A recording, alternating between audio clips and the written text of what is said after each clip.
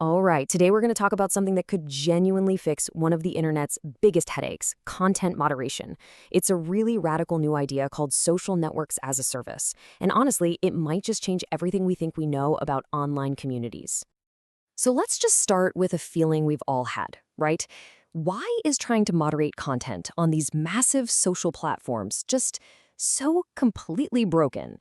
It feels like this impossible, never-ending battle against spam, trolls, and these bizarre rules that nobody seems to understand. Well, the core of the problem is the model itself, centralized moderation. You've got this one-size-fits-all rule book that's supposed to apply to billions of people from every culture on Earth. And who enforces it?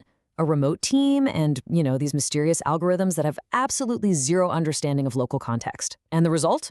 It's just constant mistakes and really unfair biases. This right here, this lays out the whole issue perfectly. You look at the centralized model on the left. It gives us these vague global rules, algorithmic enforcement, and it just creates a ton of noise. But now, look at the right. What if we just flipped the entire thing on its head? What if we prioritized local context, put humans first, and created spaces with a really high signal? That's exactly where this new idea comes in. And that new approach is called Social Networks as a Service, or SNaaS for short. And the whole point here isn't to just slap another Band-Aid on the old, broken system. No, it's to build an entirely new one from the ground up, one that actually gives the power back to the communities themselves. So, what's the big technological leap that makes all this possible? Get this, you can now launch a complete, fully functional social network. I'm not talking about a web page or a group. I mean an entire network in less than 30 seconds. Yeah, 30 seconds. I know, it sounds completely impossible, right? Building a whole social network faster than you can brew a cup of coffee? Well, the secret is actually surprisingly simple.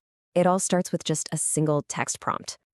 I mean, look how simple this is. You're not writing a single line of code. You are just describing what you want in plain English. You say who it's for, what the rules are, the features, even the look and feel, and the AI just builds it for you. So in that little sub 30-second window, the AI is racing through 4 key steps. First, it figures out your intent from that prompt. Then it scaffolds the entire architecture and configures everything behind the scenes. After that, it generates the user interface, and bam, it deploys the whole thing live onto the internet. And just stop and think for a second what this actually means. All of a sudden, the huge technical and financial barriers to creating an online space, they're just gone. The power literally shifts from these giant corporations to community leaders, to creators, or heck, even just to a small group of friends.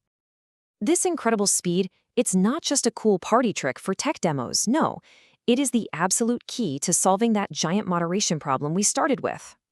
And that brings us to the solution. Decentralized moderation. So forget the top-down corporate ladder. In this model, moderation is owned by the community. The rules are made and enforced by the members themselves. The actual people who have a vested interest in keeping their space high quality. Okay, so how does this really work in practice? Well, first, the creator sets super explicit, clear rules right from day one. Then, governance is handled by people invested in the community, not some faceless corporation. Your reputation within that specific group becomes a kind of social currency, which naturally encourages good behavior. And finally, something called federated isolation means each network can choose who to connect with, which lets them build walls to keep trolls and other bad actors out. This quote, wow, it just gets right to the heart of why this works. In a small, high-trust community like our Astrosphere example, your reputation isn't just some random username.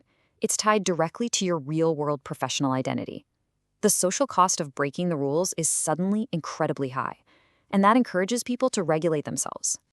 So the vision here is, it's a completely radical shift in how we see the internet. The idea is we stop trying to build one giant, chaotic, global city that has to work for everyone, and instead, we empower people to build thousands of small, focused, and well-governed digital towns. And this table just sums up the whole difference perfectly. The big, monolithic global city on the left, it scales to billions, sure, but it has no real focus, and the outcome is a low-trust environment. But the SNaaS digital town on the right, it's small, it's hyper-specific with community-led governance that results in a high-signal, high-trust place to be. It's basically a trade-off. You're trading massive scale for actual quality. So let's just recap the big takeaways here. First, AI is completely removing the barriers, making it ridiculously easy for anyone to create their own social network. Second, the small scale of these networks isn't a bug, it's a feature. It's what makes them governable.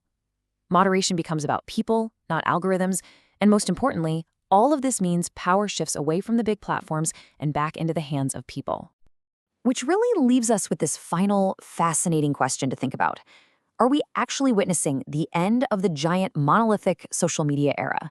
Is it possible the future of our digital social lives isn't one platform to rule them all, but a vibrant, thriving ecosystem of thousands of small, bespoke, and self-governing communities?